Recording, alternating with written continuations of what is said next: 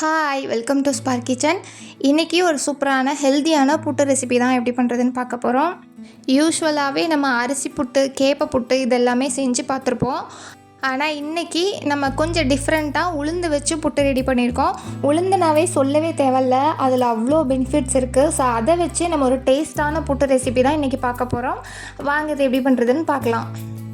இதுக்கு நான் வெள்ளை உளுந்து 1 கப்பு எடுத்திருக்கேன். நீங்கள் வெள்ளை உளுந்துக்கு பதிலாக கருப்பு உளுந்து கூட சேர்த்துக்கலாம். அது இன்னமுமே ரொம்ப ஹெல்த்தியாக இருக்கும்.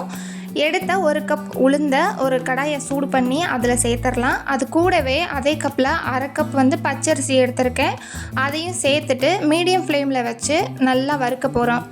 உளுந்தம்பருப்பு அந்த அரிசி ரெண்டுமே நல்லா கலர் சேஞ்ச் ஆகணும். நல்லா கலர் சேஞ்ச் ஆகி வறுத்ததுக்கப்புறமா அதை ஸ்டவ் ஆஃப் பண்ணிவிட்டு கீழே இறக்கிடலாம்.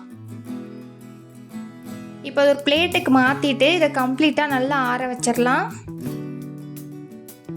நல்லா ஆறினதுக்கப்புறமா மிக்ஸி ஜாரில் சேர்த்துடலாம். இதை நல்ல ஃபைன் பவுடராக அரைச்சி எடுத்துக்க போகிறோம். நல்ல ஃபைனாக அரைச்சிக்கலாம். எவ்வளோ தூரம் இதை நம்ம ஃபைனாக அரைக்கிறோமோ அந்தளவுக்கு புட்டு நல்லா சாஃப்டாக இருக்கும். அது கூடவே 2 ஏலக்காய் சேர்த்துடலாம். சேர்த்துட்டு நம்ம இதை அரைச்சி எடுத்துக்கலாம். எடுத்தாச்சு. மாவு நல்ல ஃபைனாக இருக்க மாதிரி பார்த்துக்கோங்க. இது கூடவே ஒரு பிஞ்ச் போல் உப்பு சேர்த்துக்கலாம்.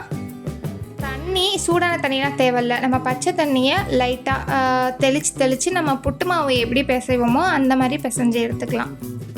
ஒரே அடியாக தண்ணி ஊற்றிடாமல் கொஞ்சம் கொஞ்சமாக தண்ணியை தெளித்து மாவை நல்லா இந்த மாதிரி அழுத்தி புட்டு மாவு மாதிரி பிசைஞ்சு எடுத்துக்க போகிறோம்.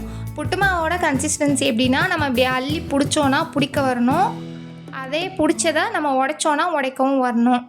இதுதான் கரெக்டான கன்சிஸ்டன்சி. இதை இப்போ இட்லி பாத்திரத்தில் சேர்த்துடலாம். என்கிட்ட இட்லி குக்கர் இருந்துச்சு. அதில் எல்லா குழியிலையும் கொஞ்சமாக நெய் தடவிட்டு ரெடி பண்ணி வச்சுருக்க புட்டு மாவை அதில் கொஞ்சம் கொஞ்சமாக சேர்த்துடலாம். சேர்த்துட்டு நம்ம இதை இட்லி குக்கரில் வச்சு 10லேருந்து 15 நிமிஷம் நல்லா வேக வச்சு எடுக்க போகிறோம்.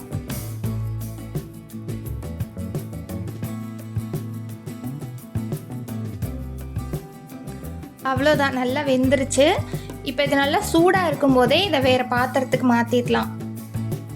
மாற்றிட்டு இது நல்லா சூடாக இருக்கும்போதே நம்ம இது கூட 1/2 கப் போல் நாட்டு சக்கரை எடுத்திருக்கேன்.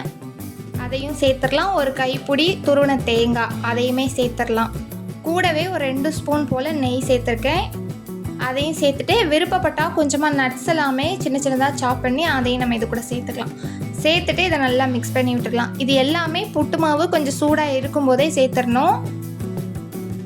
அப்போ தான் நல்லா புட்டு மாவோட பைண்ட் ஆகி வரும் அந்த நாட்டு சக்கரை தேங்காய் எல்லாமே.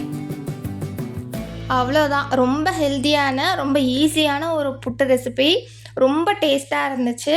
நம்ம யூஸ்வலாக பண்ணுற புட்டை விட இது கொஞ்சம் டிஃப்ரெண்ட்டான டேஸ்ட்டும் சூப்பராக வேறு லெவலில் இருந்துச்சு. ரொம்ப ஹெல்த்தியான ஒரு உளுந்தை வச்சு நம்ம இந்த புட்டு ரெசிபி ரெடி பண்ணியிருக்கோம்.